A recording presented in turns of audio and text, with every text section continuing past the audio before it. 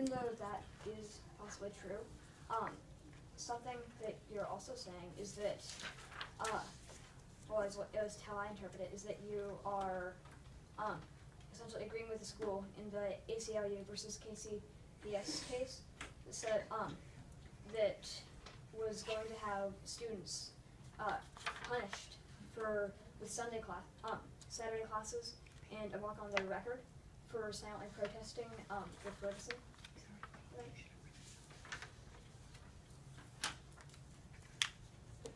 And I feel like the same I agree with Abel, because there are many cases where students are protesting silently in a non-violent way, but schools are like suspending them for doing something that they feel is right, and they're not disturbing the learning environment in any ways.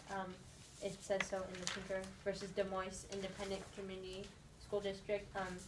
If you know about it, as you know, several students were against the whole U.S. involvement in the Vietnam War, and they felt like they should protest by wearing black armbands to protest and also mourn for the death on both sides. And they were suspended because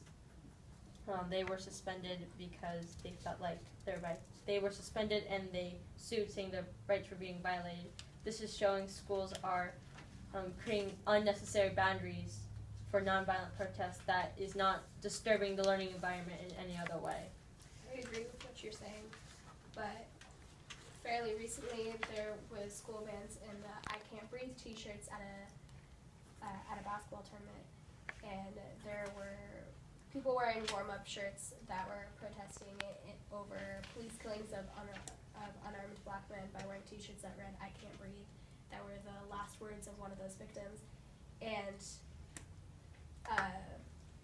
they said that the boys that were wearing the warm-up shirts couldn't play until they took the t-shirts off, because they want to keep all political statements kept away from the tournament to ensure the safety and well-being of all participants. They're a small school district and don't have the resources to ensure the safety and well-being of students and staff if someone were to get upset and choose to act out.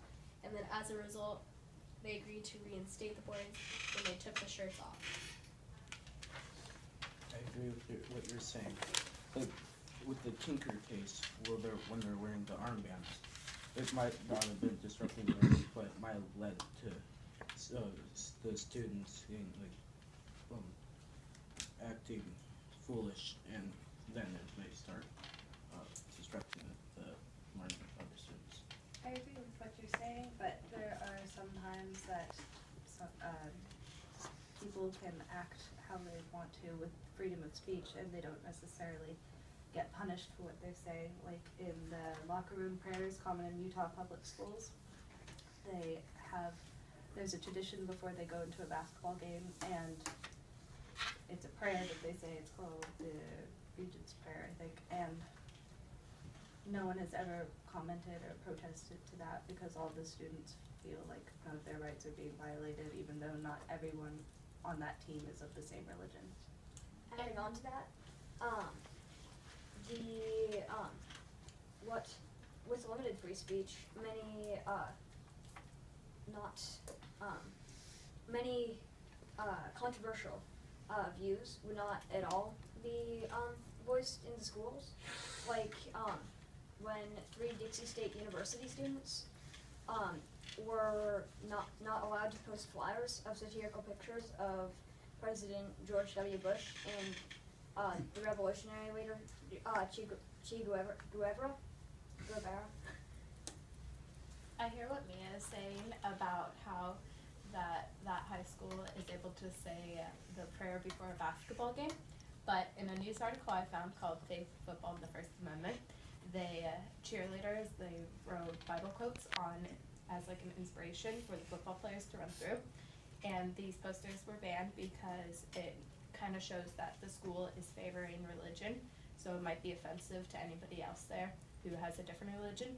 And the United States, including schools and everything, they want to remove this kind of debate because it can cause dangers and between union of church and state. So like they don't want that to happen.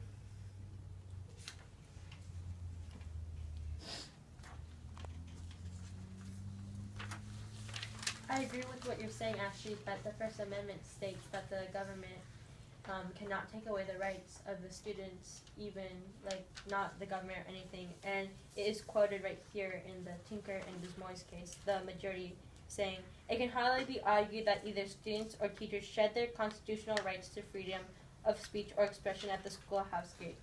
I hear what you're saying, but private student speech and public student speech are very different.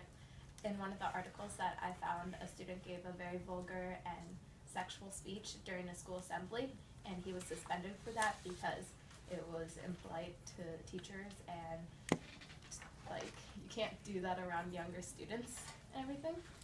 And I think that they were right for banning him because he chose to give that speech that contained all this sexual innuendo. I went on to actually, in an article I read from the Supreme Court case, Hazelwood School District versus Coalmire. This happened in 1988. They said in the article that a school must also retain the authority to refuse to sponsor student speech that might reasonably be perceived to advocate drug or alcohol use, irresponsible sex, or conduct otherwise inconsistent with the shared values of civilized social order, or to associate the school with any position other than neutrality on matters of political controversy. I agree with. What do you want to go? Yes. That is true, and I agree that schools should not associate in political matters. But many times it can go too far and have students not even able to say much at all. As in a case where a man named Isaac Smith, I think that was his name, it might just be a placeholder name, but administrator of the University of Ohio didn't like one of his t-shirts, and so they banned him from wearing it. Really depends on what was on the t-shirt, if it could have been taken as an offense to any other with different beliefs or different political views. What was on the t-shirt? It was the slogan for the students defending students, which was "We get you off for free." And the